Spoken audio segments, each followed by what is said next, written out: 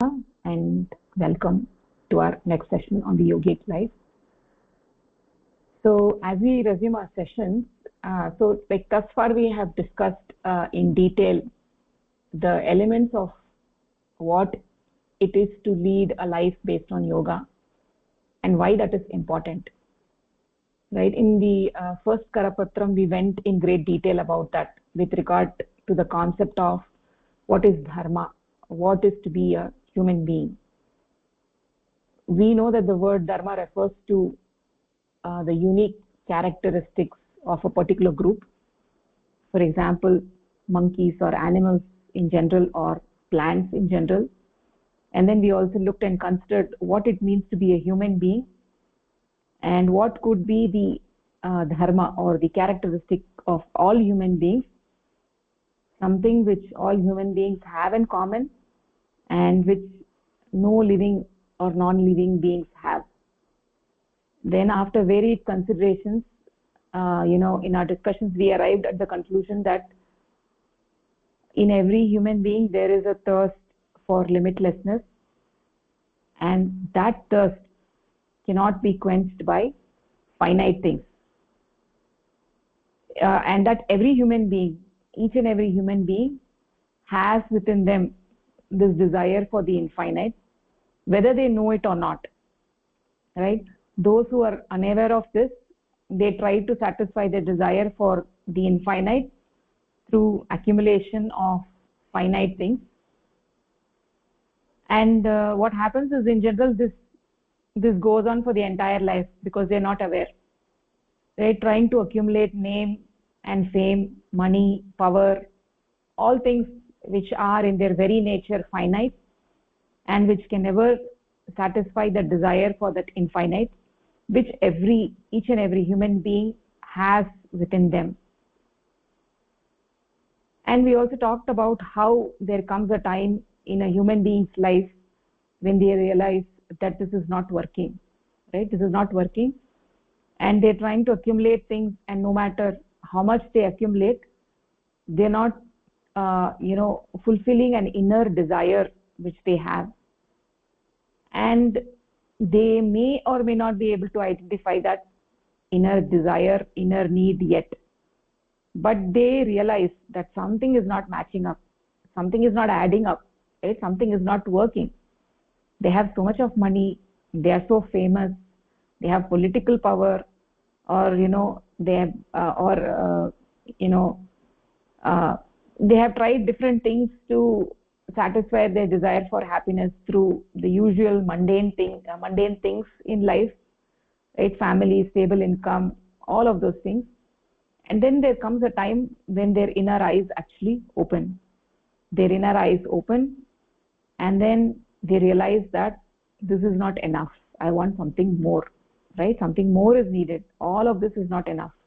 I have all of this, but I'm still wanting something more, right? In their quest to find out what that is, they come to realize that they have within them a thirst for limitlessness. And once that happens, then when they have this mumukshutvam, the desire for liberation, the desire for seeking that infinite, when their inner eyes open and they have a deep yearning for it, then it becomes the responsibility of Paramapurusha at that time to meet that need they have, right, by coming in contact with somebody who can help them guide along the very path towards limitlessness. And that name of that path is yoga, right? So mukti akankshaya sadguru praptihi. When you have the akanksha for mukti, then the sadguru appears. Sadguru praptihi doesn't happen automatically. Only when your inner eyes open and when you have this desire, when you have this akanksha for mukti, when you have this desire for mukti, then it becomes the responsibility of Paramapurusha to show you that path, to show you that path to move forward, right? Only then you get the Sadguru Praptihi. If you don't have the Mukti Akanksha, then you don't get the Sadguru Praptihi. So only when you start asking, who am I, what am I, what is the purpose of my life, and when you ask all those good questions, and then you realize that whatever I have in life, the finite things, that's not sufficient, then that mukti akanksha comes. Then Parama Purusha shows the Sadguru. He himself becomes the guru and shows you the path, right? So what is yoga? Yoga means the merger of the finite with the infinite. And because each and every entity has within them, right, although each and every entity has a time of birth and a time of death, but they also have within them that very entity which is infinite.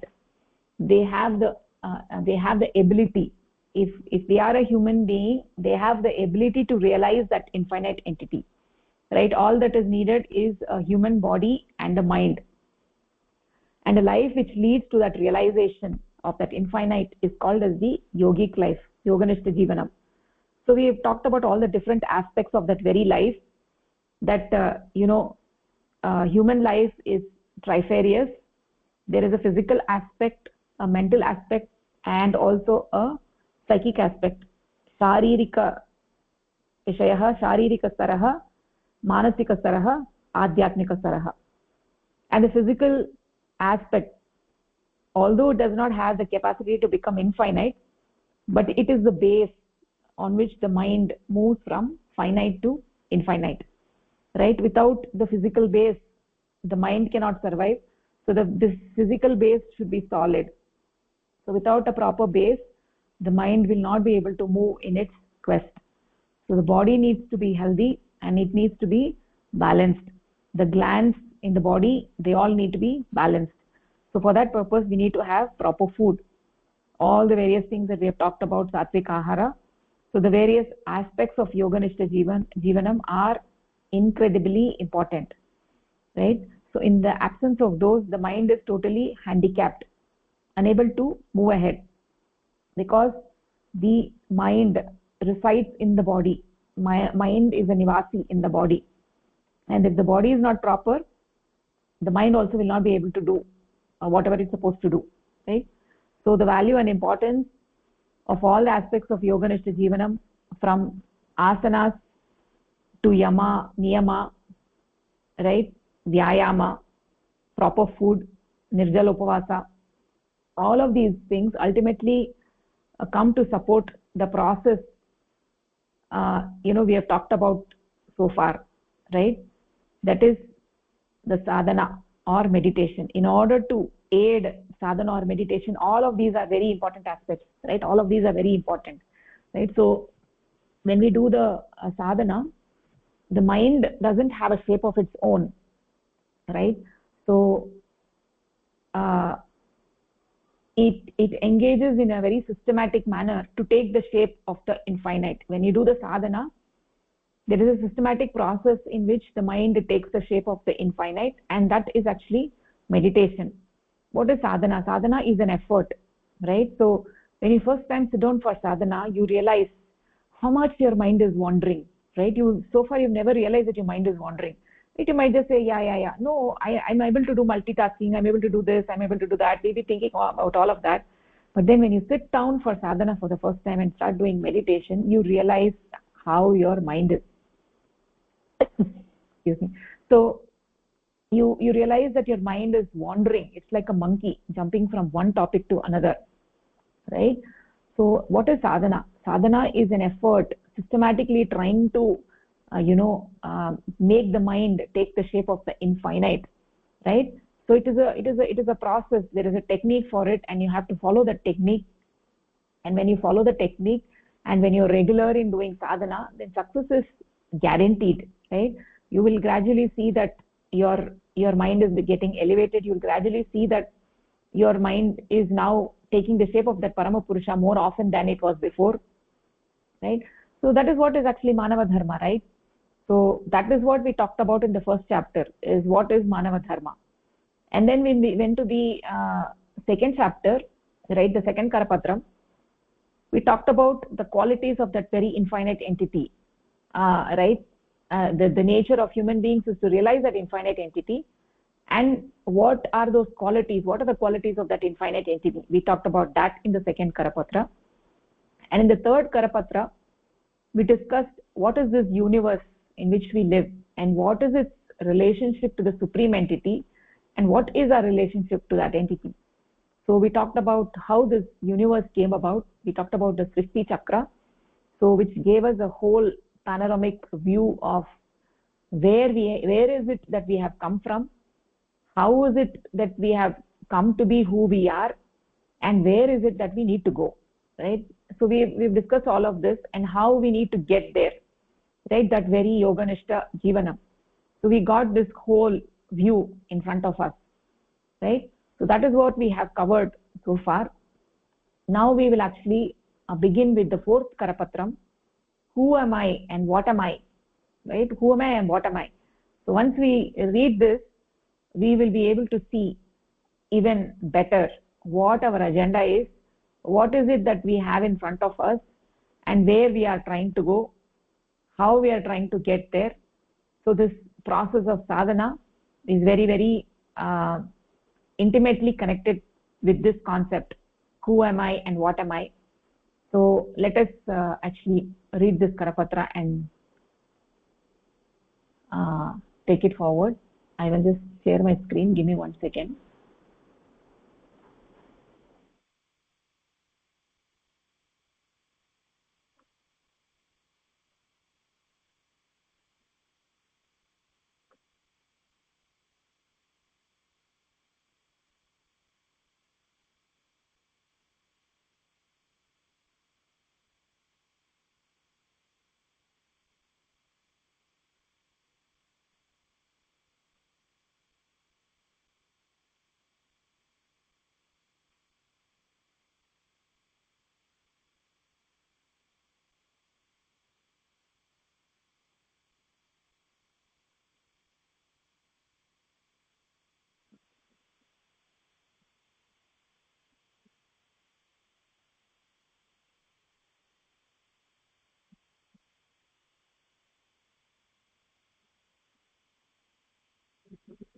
Okay, so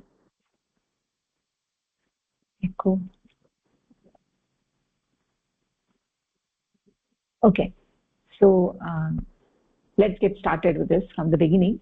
Who am I and what am I? Bhagini, so Shubham Bhagini, do you want to read?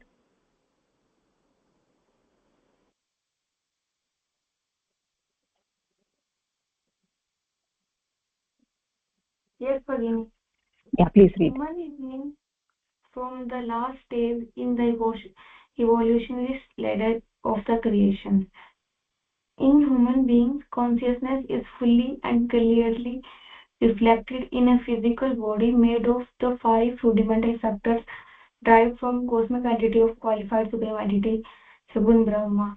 This clear reflection of consciousness is unit consciousness, Atma, and the physical body of five factors which receives this reflection is called the human body. Thus, a human being has unit consciousness, Atma, and body. Being the possessor of these two shows that a human being is neither of these. If human beings were Atma or unit consciousness, they could not claim it as their Atma, and alternatively, were their bodies only, they could not say, this is my body, they are different from these two. This is some other entity in human beings which claims the possession of Atma and body. The other entity appears to be the owner of Atma and body, but then is that other entity. In this paragraph, it is saying that in the last stage of Srishti Chakra, human beings are there at the last stage, and in human beings, consciousness is clearly reflected in a body. Body is made of five fundamental factors uh, that are derived from Sagun Brahma, and and there is clear reflection of consciousness, that is Atma, and the body is made of five factors, and that so we have one Atma, unit consciousness, and one body. We have these two, but we are none of them. If we were Atma, then we uh,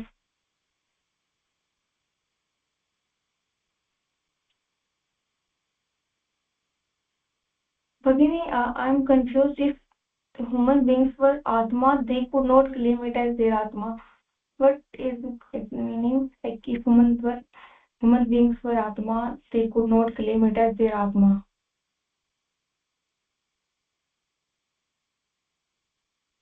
Yeah, what is the question? So the human being is different and Atma is different, right? The They human could being, not claim it as their Atma. Like so we why say it's can't my, we claim? right? We say my Atma, we say my body. Who is that my? Yes, okay. Who is that my? When I say my body, my Atma, who is that my? Okay. And same for the body, when we say my body, then who is my here? And they are different from these two. That Maya is different from Atma and body. There is some other entity in human beings which claims the possession of Atma. Then when we say my Atma, my body, there is something different, my, which claims the possession. So here the question arises, what is that other entity that appears to be the owner of Atma and body? What then is that other entity? Mm. So, Yeah. So yeah, nicely said, Bagni. So what is it is that we have seen in the Srishti Chakra how at from 6 o'clock the jivas emerged, and then we have the single cell organisms, and then plants, animals, and then finally at 10 o'clock the human beings emerge. So they are the last in the evolutionary ladder of the creation, right? So they are the most evolved beings. Beyond human beings we don't have anything, right? So then after that, after 10 o'clock, there is no other being that emerges. But from 10 o'clock what happens is that we are actually going back to where to the starting point where we started from. We're going back to that point. We are going back to the supreme entity, right? So that is what happens. So at 10 o'clock we have the human beings who are the most evolved beings. And when we say they have the human being's consciousness is fully reflected, so what we mean is that we know that the human body is made of the panchabhutas, right? It is made of the akasha, vayu, jala, agni and kshiti tattva. It is made of these 5 fundamental factors, and these 5 fundamental factors have emerged from that saguna brahma. The panchabhutas have emerged from saguna brahma, and it is with that only, with those panchabhutas, the human body is made. And if we have, let's say we have a flower, we have one flower, and let's say there are 100 mirrors around that flower, right? So the flower, if the mirror is clean, if all the mirrors are clean, then what happens is that flower's reflection is there in each mirror, right? So if we say the flower is purushottama, is the saguna brahma, is parama purusha, and that reflection of that flower in each of the mirror, that reflection is called as the jivatma. That reflection of the flower in each mirror is called as the jivatma, and each mirror we can think of as a mental plate, as the mind, right? So, and that mind is housed in a body, right? If you say there are 100 minds of 100 human beings, right? The mind is there even in other beings, but in other human beings that mirror is not fully developed. It is not fully, let's say that mirror is not fully polished, and therefore it cannot be a clear reflecting plate, right? But in the case of the human beings, the mind is a clear reflecting plate, and therefore it gets a reflection of that purushottama, of that parama purusha, and that reflection is called as the unit consciousness. It is called as the jivatma, right? It is called as the jivatma. So now we know that when you look at a human being, we have a human body, we have this jivatma, and also we have the paramatma, right? So when we say my atma, who is that my? That my is not jivatma, that my is not my shariram, right? It's not my body. So that means there is some other entity which is claiming ownership of this body and this jivatma. Who is that other entity is the question, right? So that is what this paragraph is talking about. Any questions on this?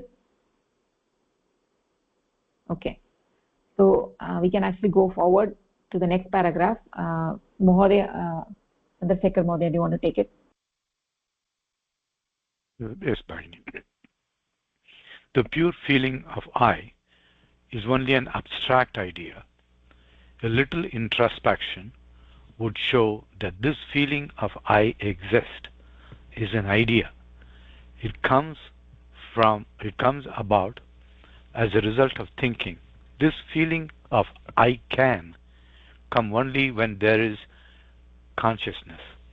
And it is with consciousness or jnana that one can take an idea, think or perform some action. The feeling of I is therefore a mental projection of consciousness. Or to be explicit, it can be said that without consciousness or jnana, or is it jnana? No, jnana. That's what I thought. Jnana, the knowledge of existence, or jnana, the knowledge of existence, and thereby the idea of the feeling of I cannot be formed. Atman is unit consciousness or unit Purusha, and as it is within the scope of Saguna Brahma, it will be qualified by the principles of Prakriti in the same way as has occurred in the case of Purusha in Saguna Brahma. It is due to the qualifying influence of the sentient principle of Prakriti that Atman acquires the knowledge of existence, or that the pure feeling of I comes into being. It is by this idea of existence that the feeling of I is formed, and hence the individual's identity as I is this idea only. This is thus only a projection formed due to the qualifying influence of the sentient Prakriti or unit consciousness. This Prakriti on unit consciousness. This feeling of I is therefore not Atman or unit consciousness. The human being's individuality or their feeling of I is not in unit consciousness. It is only an objective idea of unit consciousness, the knowledge of which comes about by the qualifying influence of Prakriti. Human beings' feeling of I is thus entirely dependent on unit consciousness, just as the existence of a plank of wood is dependent on a tree. The plank cannot be called a tree, and similarly this entity of I cannot be unit consciousness. It is only an idea dependent on unit consciousness, formed as a result of the qualifying influence of the sentient Prakriti on it. I think in this paragraph we are exploring more into who is that, what is that other entity which is not Atman, not body.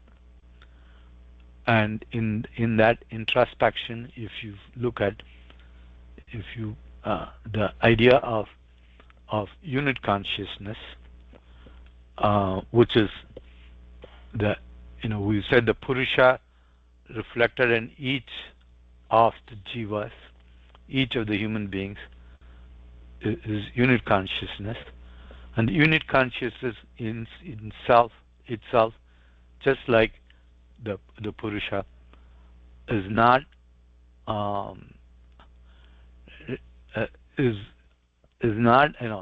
any. It's a nirguna. You could say it's a nirguna Purusha in that sense of it's a part of the same nirguna Purusha until the influence of the Prakriti, which converted or made reflected the nirguna Brahman into Saguna Brahman. Here is drawing a parallel line or a similarity and saying similarly that the unit consciousness in itself is actionless, but the Prakriti on the unit consciousness the influence of the Prakriti is now, creates that feeling of I. So the I is a reflection of the unit consciousness by the influence of Prakriti. Unit consciousness, which is Nirguna, plus the influence of Prakriti, becomes, we could just say in a similar line, a Saguna unit consciousness. And the Saguna unit consciousness is the one that gets that feeling of I. And that is saying that I is not Atman or unit consciousness. That feeling of I is therefore not Atman or unit consciousness. I'm a little confused. I thought that the feeling of I is a reflection of unit consciousness. And Atman, as it referred in the previous paragraph, what did we refer to as Atman? I thought the Atman in the previous paragraph was that feeling of I. No. Jivatma is different. The feeling of I is different. The feeling of I is the Mahat Tattva of the mind. Right. But the Atman is the Mahat Tattva, everything, Mahat Tattva, Aham Tattva, and... No. Atman is the modified consciousness, right? So when the consciousness comes under the influence of Prakriti, the Sattva Guna of Prakriti, then we get this Mahat Tattva. Which is right? Atman. And Mahat Tattva, which is not Atman. Mahat Tattva is modified consciousness. It's modified. It is a part of the mind. That is how the mind gets created. Right. Mahat Tattva is part of the mind. Right. But that mind or I, feeling of I, is really Prakriti plus unit consciousness. Yes. You can say like that. Right. Now, Prakriti plus unit consciousness is that feeling of I. Now, not just Prakriti plus unit consciousness. It is the Prakriti's Sattva Guna's impact on the unit, impact on the unit consciousness. Creates that feeling of I. It's still not unit consciousness in itself. It's just it's an illusion or it's a reflection. Right. But then now going back to the question, what's Atman? It says that feeling of I is not Atman because it's not Jivatma. The feeling of I is not Jivatma. Okay, because it said Atman is same as Jivatma. Because I could say I am not Jivatma, I am not the body. Or this is my body, this is my Jivatma. That's what the feeling of I is, that I can identify an entity which is a body-mind complex together. Okay. So the human beings in that is basically, it's again drawing that line, and that unit consciousness is an entity in itself, and the influence of Prakriti on the unit consciousness is what creates that feeling of I, and so therefore it is not, just like the example of wood. Wood is not dependent on a tree. The plank of wood is dependent on a tree, but it's not the tree. And the same, say, the feeling of I is dependent on the unit consciousness, but it is not the unit consciousness. Yes, it is modified. Yeah, right. It's a modified. Yeah, because of the influence of Prakriti. Yeah. Okay, Madhe, nicely said. Yeah, that is the idea. So essentially we have to understand there is Paramatma, then the reflection of the Paramatma on the mental plate is the Jivatma, and then from the Jivatma we have the feeling of I, the Mahat Tattva, and then when that is further modified we have the Aham Tattva, and that is further modified we have the Chitta. So we have so many layers, right? So when I say my Atma, then we are referring to the Jivatma, and who is saying that my Atma, who is claiming that ownership, that Parama Purusha is claiming that ownership, saying my Atma. So ultimately, who is that entity behind all of this, that we need to see. Who is having the ownership of all of this? Parama Purusha, Paramatma has the ownership of the Jivatma, and the Jivatma is having in turn the ownership of the mind. Right? So that is how the layers are built. Right? So essentially, Atma experiences this the I feeling because of the Prakriti's effect on itself. Right? So the Prakriti's Sattva Guna, when it influences the Atma, then you get this I feeling. So whatever our individuality is, that is not the same thing as our unit consciousness. It is just an idea that is born out of unit consciousness because of Prakriti. So our feeling of I is dependent on Atma. If without the Atma, without the Jivatma, I would never get this feeling of I. Right? And the analogy given over here is like how a plank of wood depends on the tree, but you cannot call the plank of wood as tree. Right?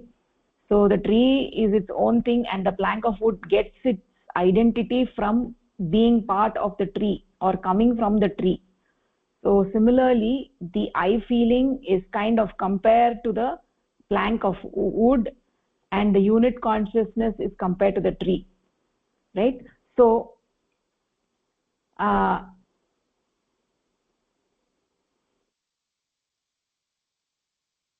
this is what we've talked in detail about the concept of consciousness getting qualified by the Prakriti, first by Sattva Guna, then by Rajo Guna, and then by Tamo Guna, wherein we get the sequential creation of the cosmic mind, the Bhuvaman. We get the creation of the Mahat Tattva by the influence of Sattva Guna, Aham Tattva by the influence of Rajo Guna, and Chitta by the influence of Tamo Guna. So we also talked about how these are ultimately all different functional forms of the same entity. So just like the example that we give is like a mother, right, who plays the role of a mother in the house, and she is wife to her husband, and then when she goes outside she is a doctor. Right? So the same entity is playing all these different roles. Right? In the same way that this same entity, one entity, is playing all these different functional forms. Right? It's just playing all these different roles, playing all these functions. Right? That Suddha Purusha gets qualified as Mahat Tattva, which is the I feeling, then the Aham Tattva, which is the doer I, and then Chitta, which is the done I. And these are all functional forms which are derived from the Shuddha Purusha or pure consciousness. So they are all dependent on that consciousness. Without that consciousness, they would not exist. Right? And those three layers of the mind, those three parts of the mind exist in all living beings, but are not manifest in all living beings.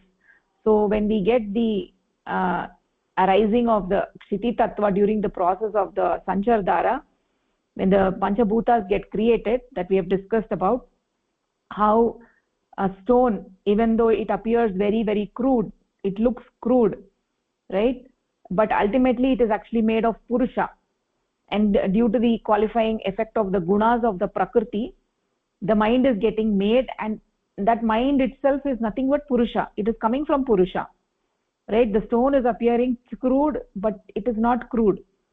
And because it is actually not crude, right, then when there is Anukula Vatavaranam, then due to the influence of the Tamoguna of Prakriti, the living beings are able to emerge in simpler forms, one-celled organisms from that very stone. So what I'm trying to say over here is that all beings, even one-celled beings, have a mind. Right? So due to the clash and cohesion, right, due to the struggle, ultimately through ages of development, right, finally slowly we can see that there is an advancement of the body and also of the mind as we get further forms of beings. And finally, when we get the human beings, we get the mind which has all the three functional forms which are very active, right? So all those three functional forms of the mind are directly derived from that Purusha. It happened in the phase from 12 o'clock to 3 o'clock, and then those three forms became, all those three became in a sleeping state to the creation of Panchabhutas, but they are there, and then they are in a qualified form. Because of that only they are able to emerge again at 6 o'clock in Anukula Vatavaranam. So we had the cosmic mind at 3 o'clock, and then they became in a sleeping state, and then the Panchabhutas got created, and then at 6 o'clock when the life emerged, then the mind also became active, right? They emerged as unit mind. When there is a congenial environment, life emerged. When life emerged, the unit mind also emerged, and the unit consciousness also emerged, right? So everything, all of these have ultimately emerged from that Atma, right? In that absence of that pure consciousness, that Shuddha Purusha, these all could not have emerged. So it is a functional form due to the qualification of Prakriti, of that very ultimate existence of the Shuddha Purusha, the Paramatma, from which Jivatma, ultimately through Kshiti Tattva, we get the possibility of separation. We get the separation of the Jivatma and the unit mind. So that Paramatma from which we get the Jivatma, this feeling of I derives directly from that, right? So in this paragraph, that is what is the essence that is being said. All of us have this I feeling, and it is directly derived from the Atma, from the Shuddha Purusha. Through qualification of Prakriti, the I feeling is derived. So we need to talk a little bit more about how exactly all this is happening.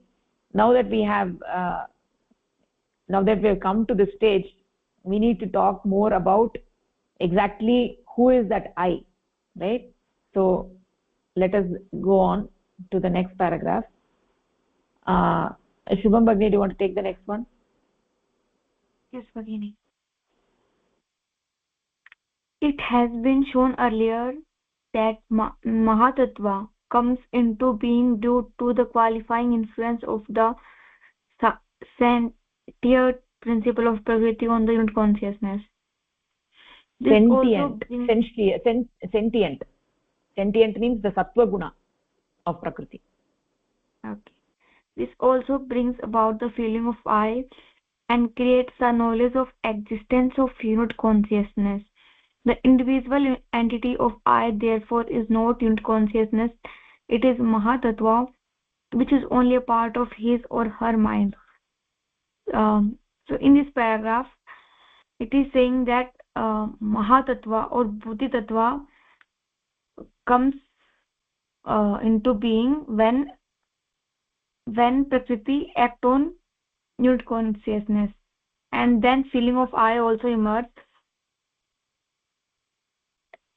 And that feeling of I, that individual entity of I, is not consciousness.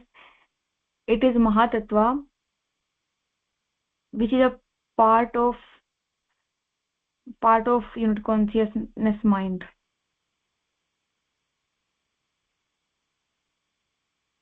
Okay, so when Prakriti's Sattva Gun act on the unit consciousness, then Mahatattva Sattva Guna. Sattva Guna. When Sattva Guna act on Prakriti, then Mahatattva emerges, and that is the feeling of I. That feeling of I is not unit consciousness, but it's only the individual entity of I. That is Mahatattva. Separate name is Mahatattva. That is a part of unit consciousness mind only. It is not unit consciousness, but it is a part of the mind. Okay, part of mind. Which is derived. It has been derived from the unit consciousness. Okay, Yeah. should I also read the next paragraph? Yeah, just 1 second. Let me add a couple of points and then we'll go on. So what we are actually seeing over here is only an extension of what we have discussed thus far. That feeling of I itself is not unit consciousness or Jivatma. Rather, it is something which is derived from the Atman. Right? So we have the state of the Shuddha Purusha in the Nirguna Brahma. In the Shuddha Purusha, there is no feeling of I. In the Nirguna Avastha, there is no mind, there is no cosmic mind. So there is no feeling of I there. That feeling of I comes with the qualification of the Purusha via Sattva Guna of Prakriti. So once we get that qualification of the Shuddha Purusha, then we get the feeling of I. And as we said earlier, that feeling of I is only a part of the mind, right? So it is which itself is a part of the consciousness, but it is derived from it. It is directly derived from the pure consciousness. That Mahat Tattvam is derived from that. Okay, Bhagini, take the next one also. The I entity of human beings is Mahatattva, which is subtler than Aham Tattva or Chitta. But then are Aham Tattva and Chitta. What then are? It has been explained in the first chapter that Aham Tattva, ego, comes into being as a result of the qualifying influence of the mutative principle of Prakriti on Mahatattva, whereupon the latter manifests itself as Aham Tattva. The Aham Tattva, on being further qualified by static principle of Prakriti, is manifested as Chitta. It is in fact Mahatattva, or the pure feeling of I, which is manifested as Aham Tattva and Chitta due to the qualifying influence of mutative and static principle of Prakriti. Aham Tattva and Chitta are only cruder functional form of the human being's I entity. The human being's mind is therefore a further projection of his feeling of I, Mahatattva, and is made of that entity only. So the paragraph is saying that Mahatattva is subtler than Aham Tattva and Chitta. So what are Aham Tattva and Chitta? In first chapter it was explained that Aham Tattva comes into being when mutative principle of Prakriti act on Mahatattva. So the cycle is like that: when unit consciousness, when Sattva Guna of Prakriti act on unit consciousness, then Aham Tattva or Buddhi Tattva emerge. No, Mahat Tattva or Buddhi Tattva. Okay, Bhagini. And when mutative principle of Prakriti or Rajoguna of Prakriti act on Mahatattva, then Aham Tattva manifests. Like it manifests itself as Aham Tattva. And on that Aham Tattva, when static principle of Prakriti act, then it is manifested as Chitta.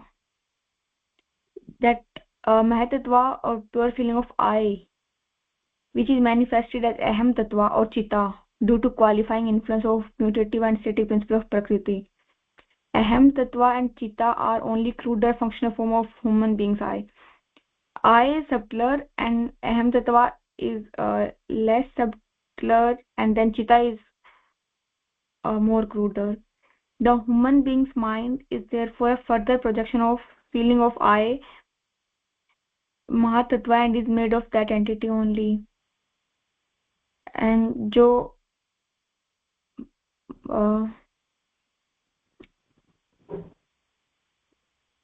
human being's mind is therefore a further projection of his feeling of I, Aham Mahatattva, and is made of that entity only. So in this line, it is saying that जो मन है human beings का, that is only made up of Mahatattva. महातत्वा और उसकी further जो pre projection है महातत्वा अहम तत्वा and चित्ता हाँ ठीक yeah समीचीनं good so nicely said Bhagini so only one thing just for understanding that when we say subtler we don't say subtler right that subtle right that b is actually silent so we say subtle right subtle that b we don't pronounce that b just for understanding okay yeah you nicely explained so the sentient principle we call as sattva guna and then mutative principle we call as rajoguna and static principle we call as the tamoguna yeah which you nicely said so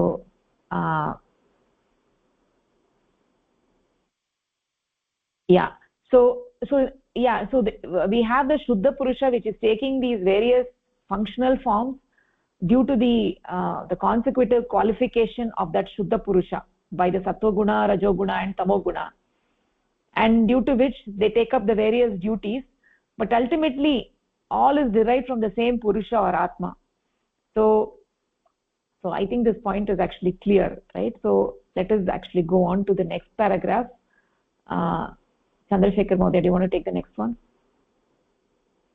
Yes, Mahodaya.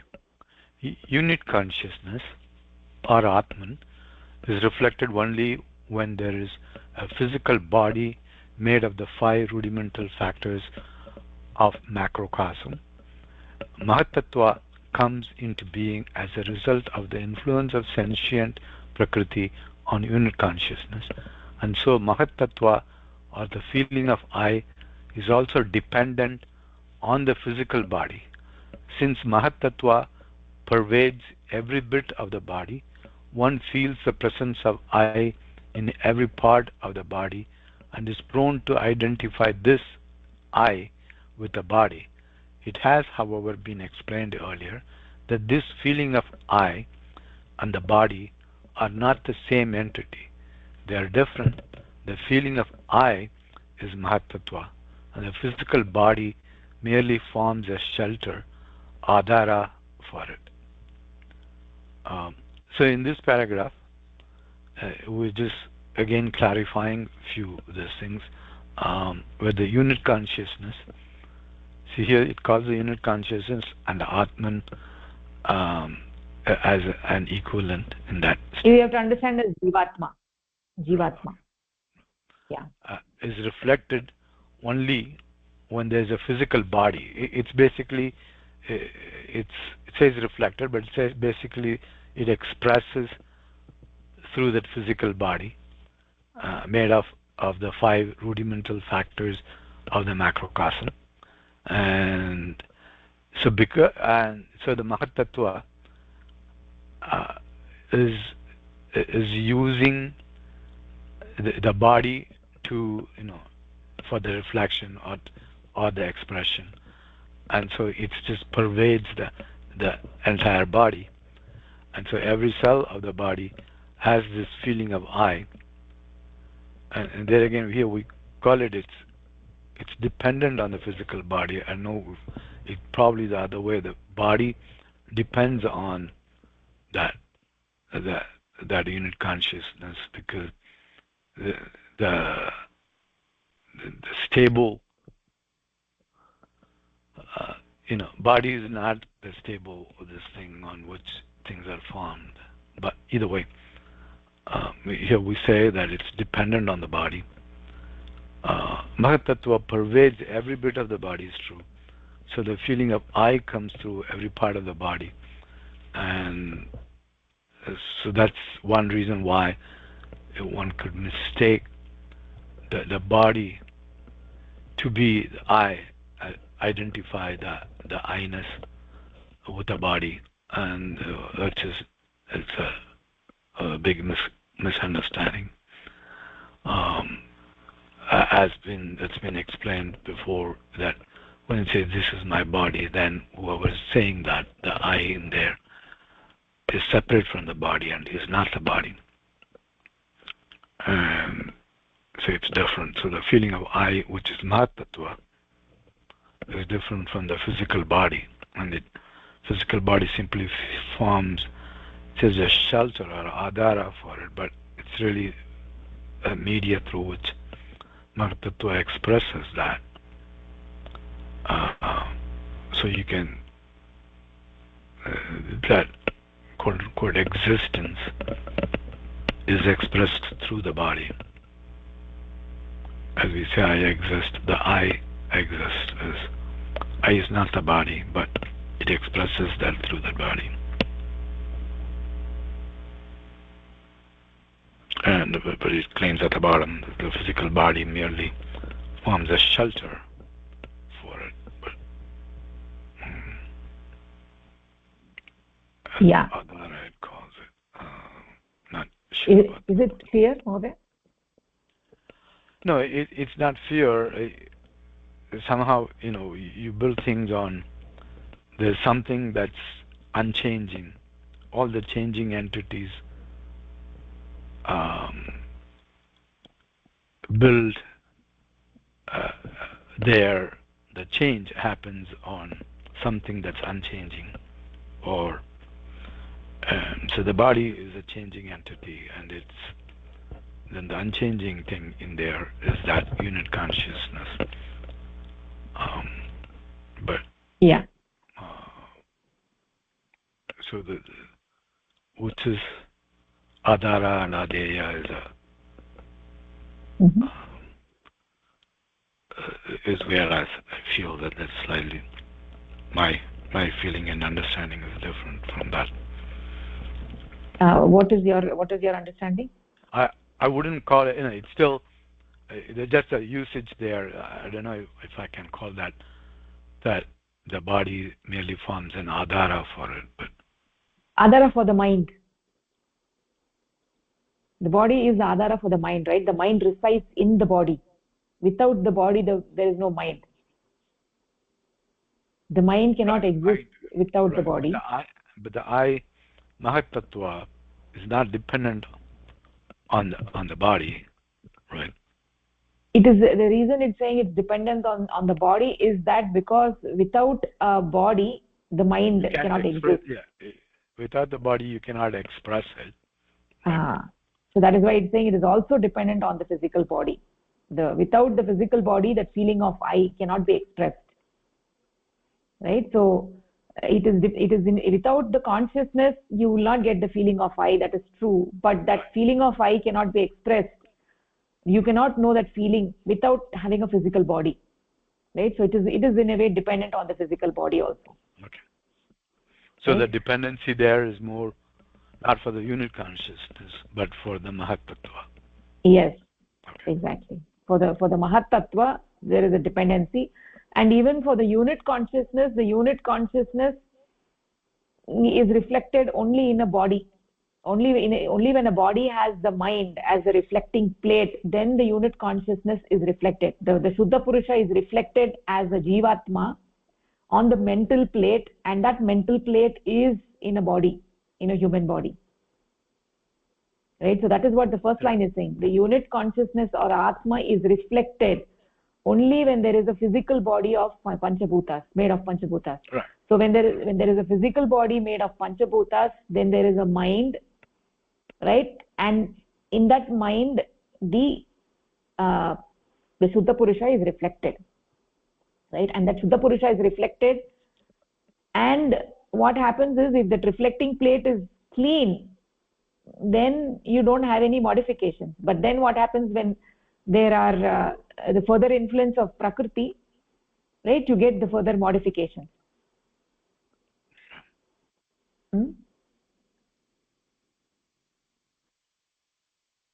So actually speaking, this is actually a point of confusion for many people, right? So even though it appears to be obvious, but there is a confusion for many people because many people identify themselves with their body, right? Others may say that I am my soul.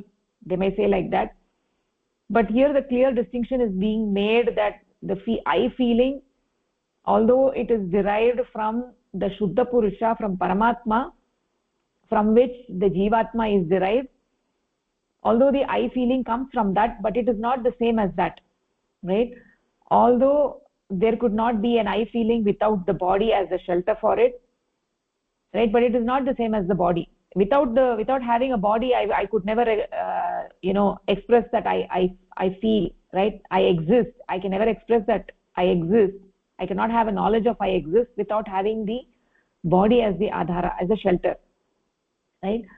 So it is not the same as the Shuddha Purusha from which the Mahatattva emerged, nor it is the same as the body in which it is sheltered, right? So our spiritual journey which are on the knee on this need is very, very clear, right? So this is very clear conception is actually different from a spiritual realization, right? Spiritualization is not a book knowledge. One cannot get realization of Paramapurusha just through reading books. Even when one is reading something proper, it just gives an intellectual knowledge of what this entire thing is. Who am I, where I have come from, where I'm going. When I say I, what do I mean, right? A clear conceptualization of this in our mind actually helps a great deal in understanding what the path is. Because if you want to go from Calcutta to Delhi, then we need to know what the path is. It is not just enough to know which train it is, which train line. We have to get into the train and then go. So that is the spiritual practice. That is the Yoganishta Jivanam. But this understanding, this intellectual knowledge is also valuable to know exactly what the path is. We have to know what the path is. Once we know the path, then we have to get on the train and go, right? So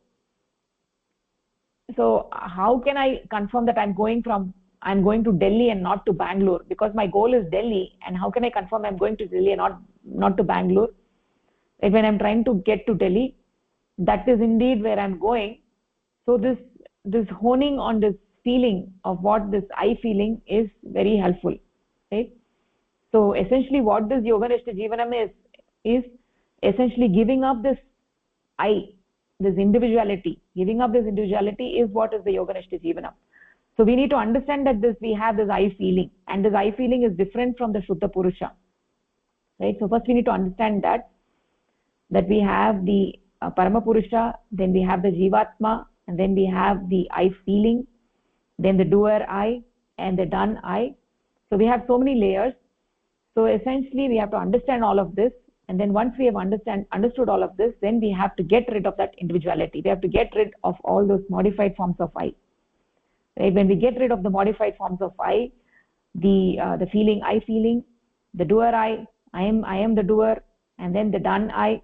When we get that when you get rid of the components of the mind, when we get rid of that individuality, that I am Sham, I am Ram, I am Geeta, I am Sita, that kind of individuality, when we get rid of that, then what happens? The mental plate becomes very, very clean.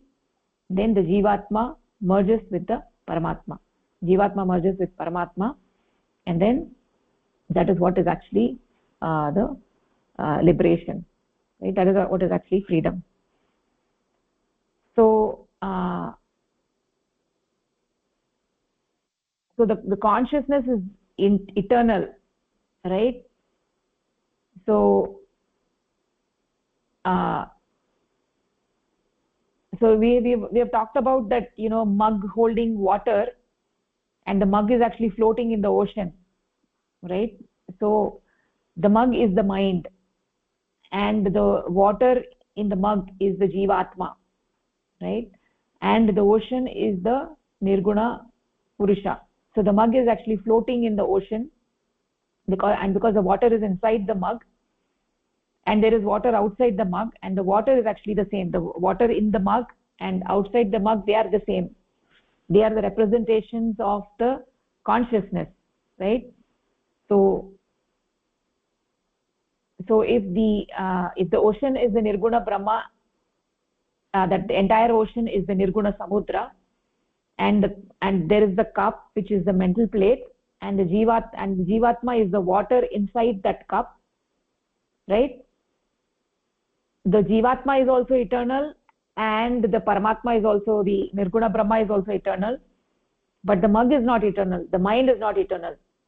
So we have a time where we have the limited separation of the water inside the mug from the water outside the mug, but the water is eternal. But once the mug is dissolved through spiritual practice, then the water inside the cup merges into the water outside the cup, and that is actually the goal.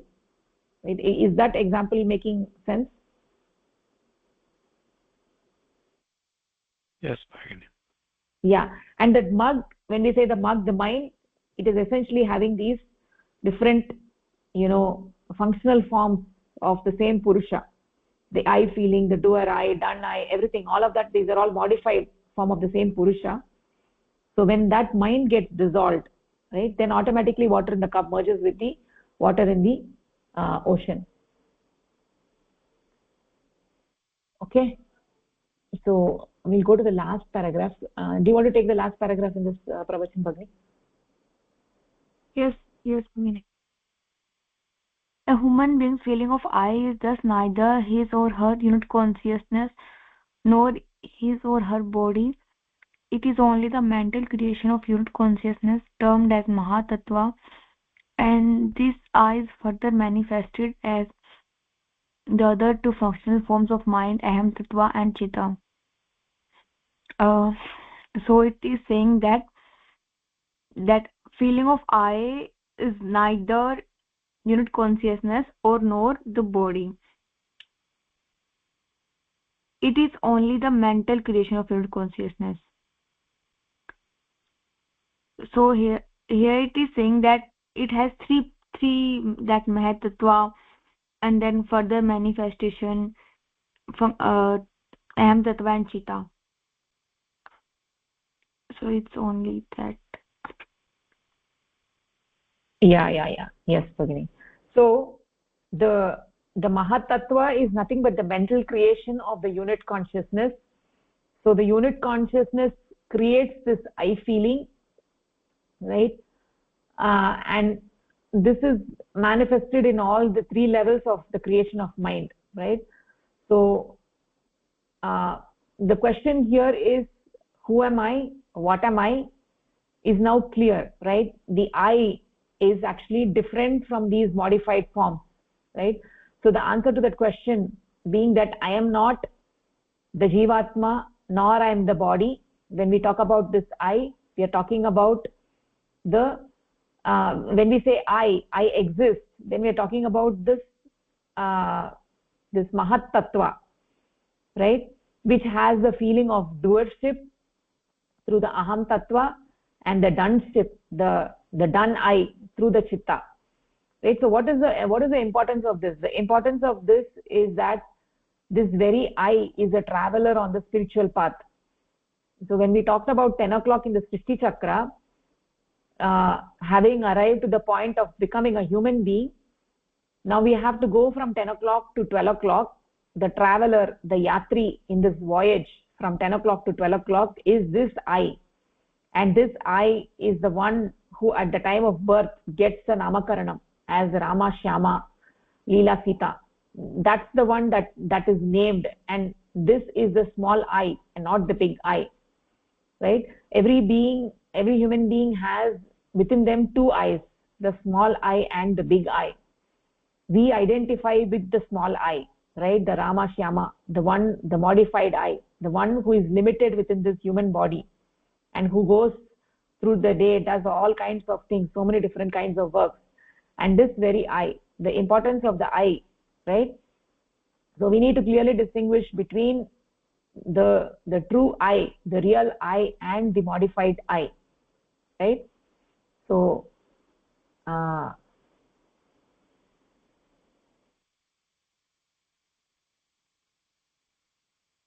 we actually go on identifying with the small I, right? And the practice of meditation, the sadhana, is the practice of identifying oneself with the big I. And how to do that? that is what is the science of meditation all about. So ultimately you're merging the small I into the big I and realizing that I am that big I. This has to be realized, and it happens through the spiritual sadhana. That is actually based on the idea that the mind has no shape of its own. It takes the shape about which it thinks. So if one goes on thinking about that Brahma, then what happens is that they become that Brahma. On the other hand, if one goes on thinking about themselves as Rama, Shyama, Leela, Sita, then they will be spending their entire life like that, because the mind is taking the shape of that. If the mind takes the shape of that Brahma, then we become like that Brahma, right? If there could be a way in which that small I begins to identify with the big I through a scientific process, then that would be the medium for moving from 10 o'clock to 12 o'clock. And the first step is to understand that this I is buddhi tattva, the I feeling, which gets linked to the ahankara through doership of aham tattva. So it is this very small I which does the sadhana, right? So it is essential to do sadhana, right? It is this small I which is who is doing the sadhana, and at the same time it is thinking of the big I in the sadhana, right? So this I-ship is not Paramapurusha. I feel I am small because I identify with that small I. So it is at once the medium for doing sadhana, and it is also the bandha for sadhana, that I needs to be surrendered into Paramapurusha. So when we learn sadhana, we learn the process of exactly how this surrendering of the small I to the big I, right? How do we merge the small I into the big I? To understand that is the process of sadhana, right? So we first have to understand it intellectually, how this is done, and then we have to implement it, right? It is this I which actually does the sadhana, this very small I, which is the bada, which keeps me from realizing that Paramapurusha, right? Right. So just as we talked about the mug floating in the ocean, that water in the ocean and the water outside the ocean are the same water, and they could never be separated from one another if we did not have this human body and I feeling, right? Without the human body, we do not have any I feeling. It cannot generate any I feeling. So we have this human body which generates this feeling of separateness, right?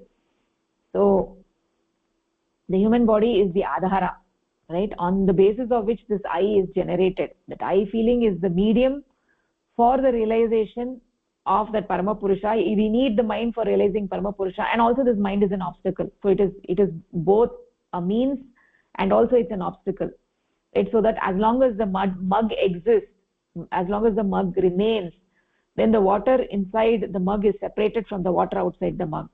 So through the process of sadhana, through that very process of sadhana, which is a scientific process of meditation, we go on systematically removing the mug, and we get the glimpses on the way when we feel that the water inside the mug and the water outside the mug is one. So if the mug is temporarily removed, then that is actually called as samadhi. If it is permanently removed, then it is called moksha, right? So that is what this whole process of sadhana is. Okay. Any thoughts? Is it clear, or and do you have any questions or comments? Chandrasekhar Mohdaya, is it clear? It's clear, Mohdaya. Okay, then actually we will end our session over here, and from next class we will take the next Karapatra. Okay, thank you so much. Dhanyavadah. Namaskar.